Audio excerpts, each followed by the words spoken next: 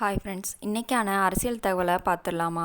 தமிழகத்தில் தேர்தல் களம் சூடு பிடிச்சிருக்க நிலையில் தேமுதிக சார்பில் போட்டியிட விருப்ப மனு விநியோகம் கடந்த சில நாட்களாக நடைபெற்று வருதுங்க.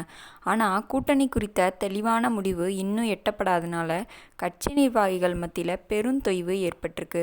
வழக்கமாக தேர்தல் நேரங்களில் திருவிழா கோலம் பூண்டிருக்கும் சென்னை, கோயம்பேட்டில் உள்ள தேமுதிக தலைமை அலுவலகம் தற்போது நடமாட்டமின்றி வெறிச்சோடி காணப்படுதுங்க.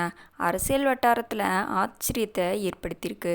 பிப்ரவரி 12 பூர்த்தி செய்யப்பட்ட மனுக்களை சமர்ப்பிக்கணும் அப்படின்னு தலைமை அறிவிச்சிருக்கு. ஆனால் 4வது நாளான நேற்று பிப்ரவரி 9 விருப்ப மனுக்களை வாங்குவதற்கு ஒரு நிர்வாகிகள் கூட வராதது அந்த கட்சியோட பொதுச் செயலாளர் பிரேமலதா விஜயகாந்திற்கு கடுமையான அதிர்ச்சியை ஏற்படுத்தியிருக்கு. விஜயகாந்த் மறைவுக்கு பிறகு சந்திக்கும் முதல் தேர்தல் அப்படின்றனால தொண்டர்கள் எழுச்சியுடன் வருவார்கள் அப்படின்னு எதிர்பார்க்கப்பட்ட நிலையில் நிலவும் இந்த மந்த நிலை கட்சியின் எதிர்கால திட்டமிடலில் பெரும் சவாலாக உருவெடுத்திருக்கு.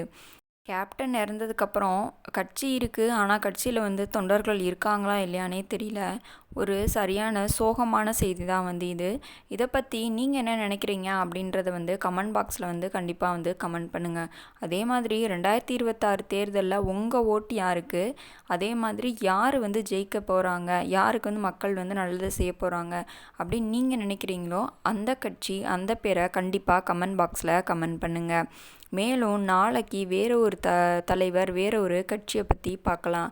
அதுக்கு முன்னாடி நம்ம சேனலில் போடுற வீடியோஸ் அதாவது அரசியல் செய்திகள் உங்களுக்கு பிடிச்சிருந்துச்சு அப்படின்னா நம்ம சேனலை மறக்காமல் லைக் பண்ணிக்கோங்க, சப்ஸ்கிரைப் பண்ணிக்கோங்க. அப்போ தான் நாங்கள் போடுற அரசியல் தகவல்கள் உடனுக்குடனடியாக உங்களுக்கு தெரியும். இன்னும் தேர்தல் களம் சூடு பிடிக்க ஆரம்பிச்சிரும். அதனால் திடீர்னு செய்திகள் வரும். மறக்காமல் நம்ம சேனலை சப்ஸ்கிரைப் பண்ணி வச்சுக்கோங்க. நாளைக்கு பார்க்கலாம். Bye friends.